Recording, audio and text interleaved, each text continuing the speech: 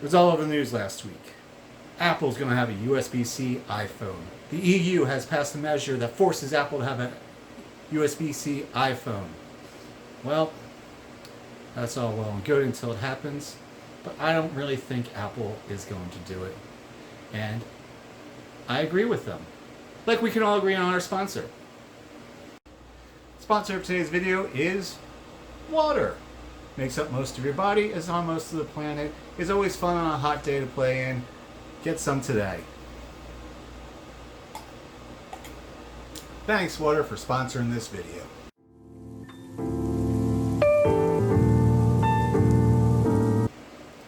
Now, the EU law states that anything that can be hardwired charged should be done through USB-C. If you want a full overview of the new law, I suggest you check out MKBHD's video. There's a link in the description below. It's a great video. I suggest you watch it. Now, Apple has been using the Lightning cord for charging and data transfer since the iPhone 5. They did this after they changed from a 30-pin connector, which was much slower in data transfer and charging. Overall, this was a good move for them and the consumer.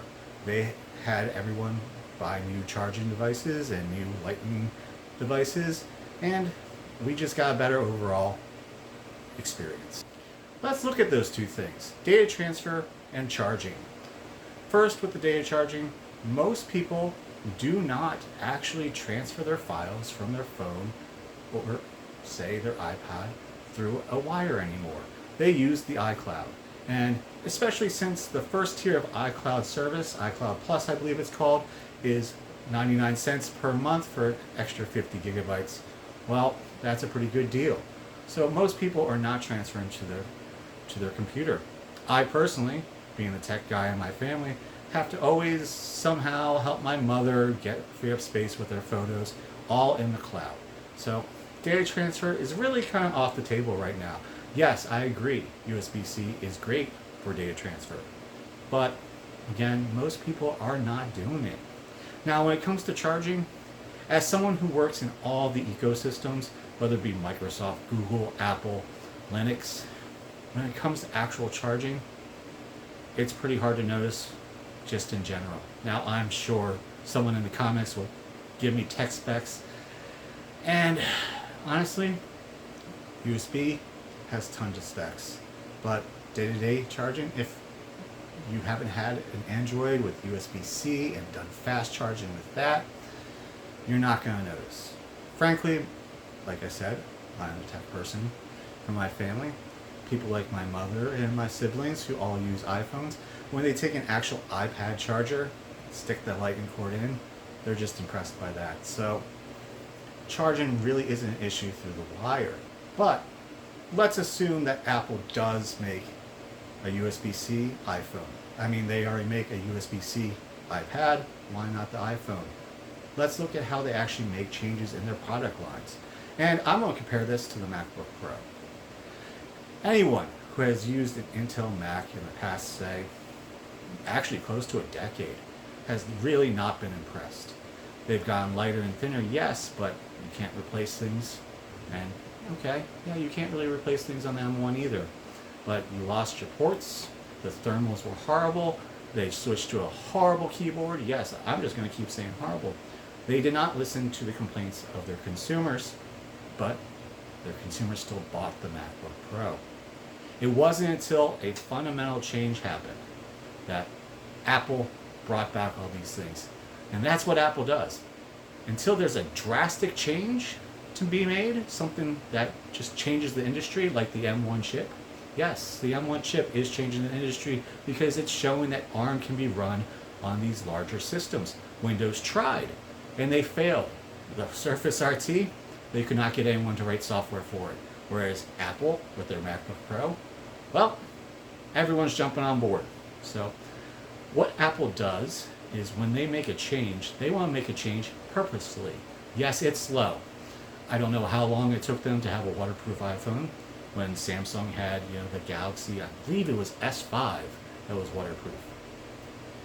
When they decided to get rid of the headphone jack, and everyone was upset, completely upset.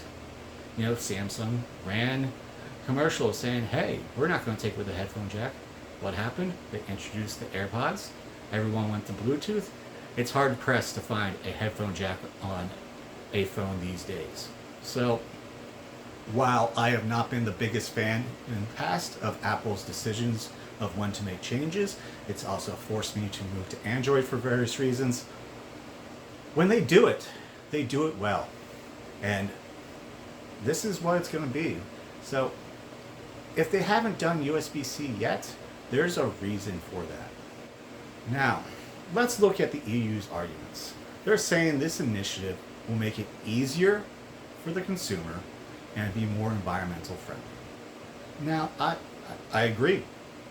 Having one standard cord for everything would be easier for the consumer. They don't have to figure out which device needs what cord. Frankly, I've been playing with tech since I was 5. I have a drawer filled with cords. Anyone who's been in tech for a long time has all these cords for various reasons. So yes, one cord would be simpler. That would be good for the consumer.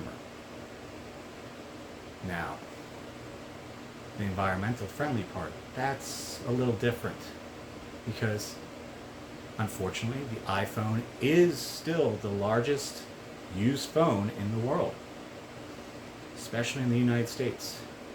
It's used Lightning for a very long time. All the devices that go with the iPhone are Lightning. So saying that it's environmentally friendly to switch to one cord now might not be the best move. You'd have to get rid of all these devices that you used before for a new iPhone if it was USB-C. Doesn't really work out that way. That creates more e-waste. And to Apple's credit, yeah, removing the power brick, it reduced e-waste. It really did. Removing the headphones because they were never being used because better things were coming out. They were bringing out better things. Was a smart move. I hated it at the time. Still don't like that most of the technology I have doesn't have a headphone jack, which stinks. It's like I have really nice headphones, and I got Bose Quiet 35, so that works out there. But it's kind of disingenuous to say that this is going to reduce e-waste when it's actually going to create e-waste. And when it comes to legislation, I do feel that government has a role in the tech sector. I do feel government has a role in many things. But if they're going to write legislation, it should be written future forward. What happens when USB, their commission decides to change up everything? Are they going to write a new law? Honestly, probably not. Probably not. It should have just been the EU demands a universal standard for charging, which means the tech industry gets to decide that when they decide it. So if someone wants to make a change, well, they have to bring it to everybody. That would have been a better move. That would have been more forward thinking. That would have been easier for everyone. So I don't think this law really does what the EU says it wants to do. And if you want to see any example of any type of legislator not knowing about technology, check out Louis Rossman's videos about his fight for right to repair, and he's in front of committees. And the questions that the committee members ask, or for anyone who's really used technology, are just laughable. They really are. I can give you a personal example.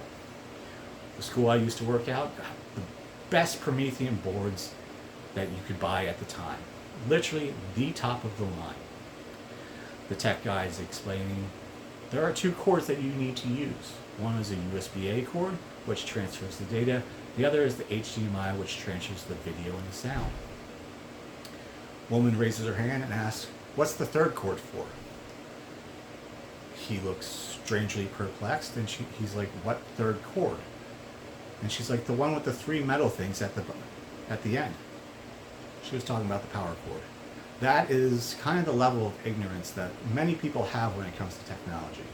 That's something that's been around, I don't know, when that switched over, maybe the 70s? Maybe the 70s? It's way before my time.